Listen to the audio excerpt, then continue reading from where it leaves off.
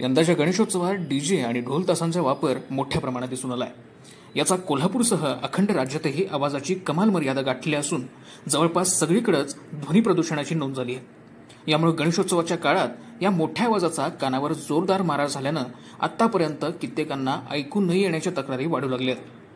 यात मिरवणुकीत सामील झालेल्या व्यक्तींबरोबरच मिरवणूक बघायला येणाऱ्यांचाही समावेश आहे। यातील काही जणांना तात्पुरत्या स्वरूपात हा त्रास जाणवत असून काहींना ही समस्या आयुष्यभरासाठी उद्भवली आहे। या संदर्भात डीजे डॉल्बीमुळे आपल्या कानावर नेमका काय प्रभाव पडतो हे जाणून घेण्यासाठी न्यूज 18च्या टीमने कोल्हापुरातील प्रसिद्ध कान नाक घसा तज्ञ डॉक्टर जयंत वाटवे यांच्याशी सविस्तर बातचीत केली आहे। Doctor Jayant Watve ENT surgeon म्हणून गेली 42 वर्ष प्रॅक्टिस करत आहे कोल्हापुरात।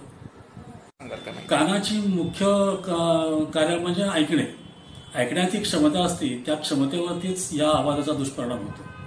जे मोठ्या व्हॉल्यूमचा आवाज विशेषतः 70 डेसिबल 80 डेसिबलच्या पेक्षा जास्त तीव्रतेचा आवाज जर कानावर पडला तर कानामध्ये ज्या तंतुमय पेशी असतात त्याला इजा होते आणि त्याच्यापासून आपले जो आवाजाची क्षमता ग्रहण करण्याची असते ती कमी होते आणि मग माणसाला बहिरेपणा येतो।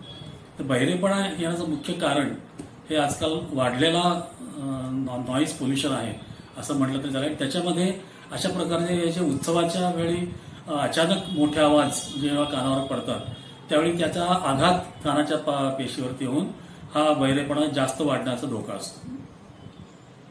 डॉल्बीमुळेच आवाजाची जी क्षमता असते त्या क्षमतेपेक्षा जी जास्त आवाज जर कानावर पडला तर मज्जातंतूवरती त्याचा परिणाम होतो आणि त्यामुळे आवाज ऐकण्याची क्षमता कमी होते। दरवर्षी किमान 3 ते 4 मुलं माझ्याकडे येतात अशी की ज्यांना डॉल्बीमुळे ऐकण्याची क्षमता एका कानाला किंवा दोन्ही कानाला कमी झालेली आहे।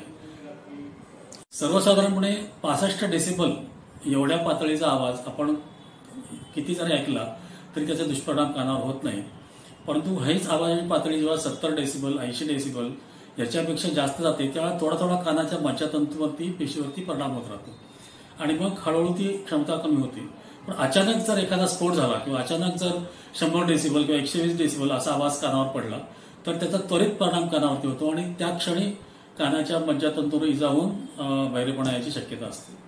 त्याच्या क्षमतेवरती परिणाम होतोच, परंतु हा आवाज कानावर पडल्यामुळं एक प्रकारचं मानसिक संतुलन बिघडतं, डोकेदुखी होते, काही वेळा आवाज गच्च होतो, तोच आवाज कानावर पडल्यामुळं डोक्यावर गच्च झाल्यासारखं भिन्न झाल्यासारखं, त्यामुळं मानसिक परिणाम होतात, शारीरिक परिणाम होतात, हार्टबीट वाढतात, हृदयावरती परिणाम होतो, हृदयाचे ठोके वाढतात, काही लोकांना अपचनाचा किंवा अल्सरचा किंवा ऍसिडिटीचा त्रास वाढू शकतो।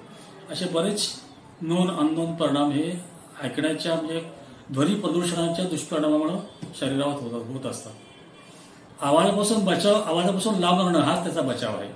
त्यातूनही अशा ठिकाणी जर तुम्हाला जायची जर पाळी आली तर कानात काही कापूस घाला, कानात बोळे घाला, कानावरती काही हेडफोन ठेवा, तर आपल्या कानाचं प्रोटेक्शन आपणच केलं पाहिजे। सण साजरे करण्याबद्दल कोणाचं दुमत असणार नाही, प्रत्येकाने करायला पाहिजे, आनंदात साजरा करायला पाहिजे, परंतु त्याला काहीतरी मर्यादा हव्या। आपण आनंद साजरा करत असताना त्या इतरांना त्रास होणार नाही ह्याची जबाबदारी घेतली पाहिजे। मोठ्या प्रमाणात फटाके उडवणं किंवा मोठ्या प्रमाणात डीजे लावणं किंवा साऊंड सिस्टीम लावणं, डॉल्बी लावणं याचा इतरांच्यावर आपल्या घरातल्या लोकांच्यावर सुद्धा परिणाम होत असतो, याची जाणीव ठेवली पाहिजे। घरात वृद्ध व्यक्ती असतात, लहान मुलं असतात, या सगळ्यांवरती त्याचा परिणाम होत असतो।